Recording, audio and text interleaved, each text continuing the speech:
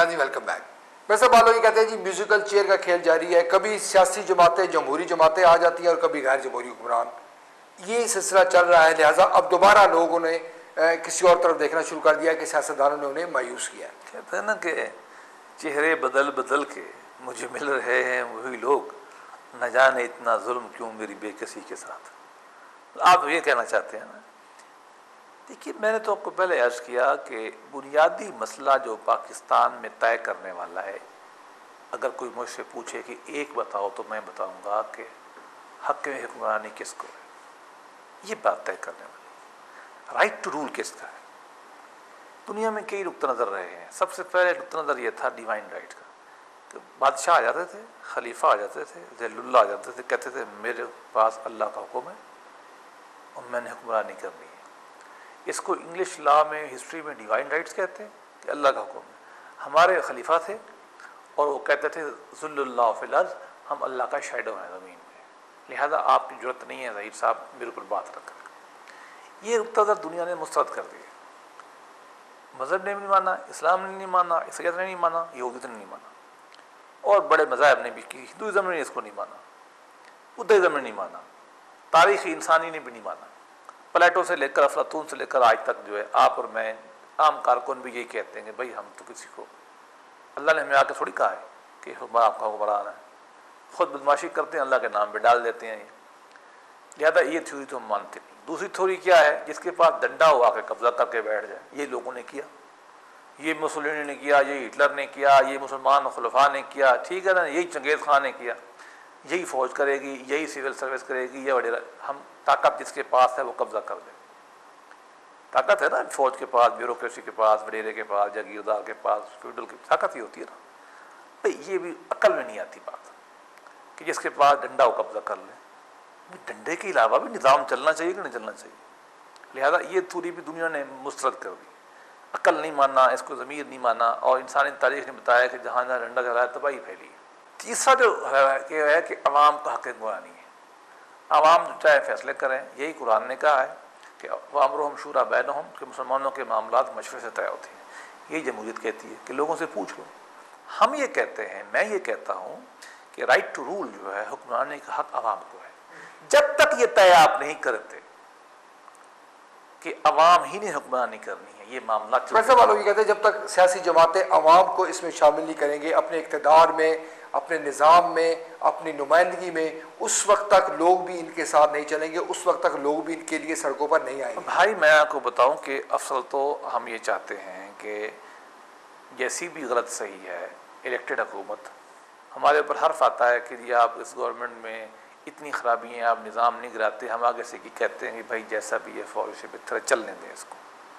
لیکن بات یہ ہے کہ پولیٹیکل پارٹیوں کو چاہیے اپنا گھر ٹھیک کرے، جب وہ پاور میں ہیں عوام کو امپاور۔ میں آپ کو مثال دوں، ترکی میں کیا ہوا ہے۔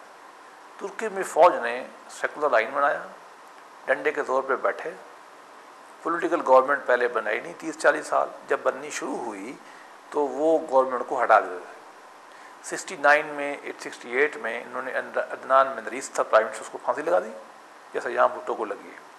اس کے بعد 81 میں اگلا coup ہو گیا، کینان انورن آ گیا، آتے آتے 4-5 انہوں نے coup کیے۔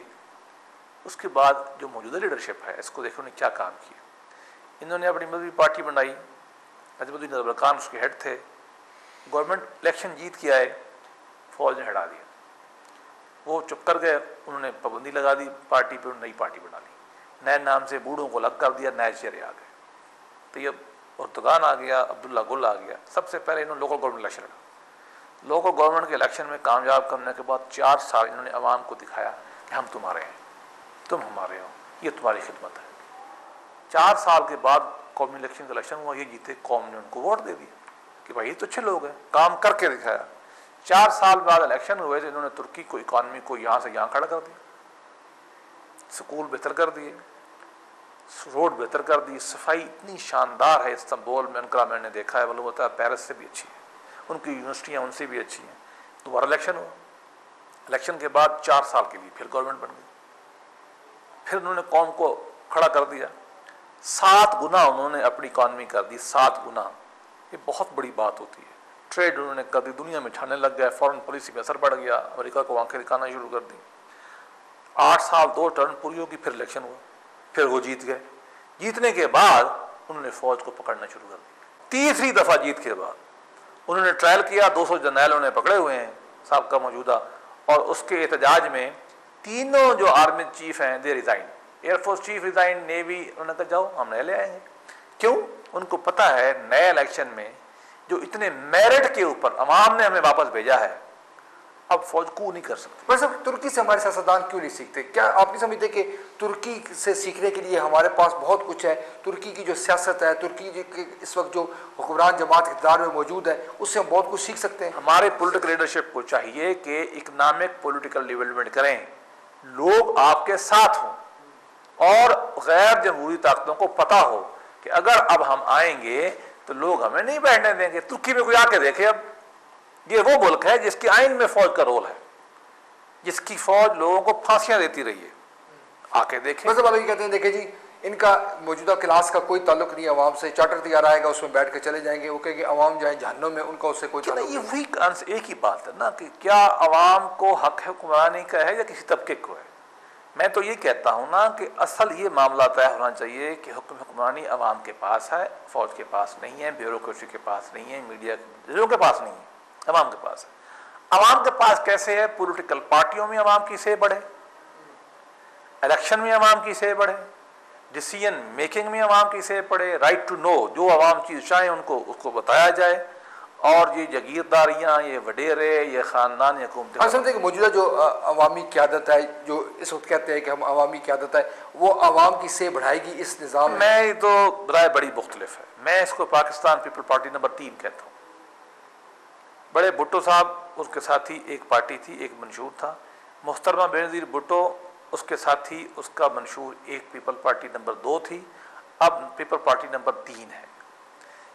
اس پارٹی کا پارٹی نمبر 1 اور پارٹی نمبر 2 سے کوئی تعلق نہیں ہے۔ 4-5 اگر اصول لے لیں پچھلی پیپل پارٹیوں کے، اس پیمانے پہ دیکھیں تو آپ کو یہ پیپل پارٹی لگتی نہیں ہے۔ ایک مثال دے لیں، اس وقت محترم آصف علی زرداری صاحب کے چاروں طرف جو لوگ ہیں، یہ وہ لوگ ہیں جو بی بی کے قریب نہیں تھے، اور جو پاکستان پیپلز پارٹی کی جینوئن لیڈرشپ تھی پچھلے 8 سال جو لڑتی رہی ہے، مار کھاتی رہی، قربانیاں دی انہوں نے، ان میں ایک بھی کوئی نہیں، دھکے دے دے کے ان کو نکال دیا گیا۔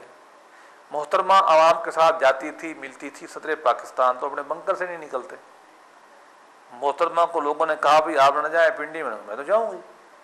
عوامی لیڈر تو یہی کرتے ہیں، عوام سے کوئی کانٹیکٹ نہیں ہے۔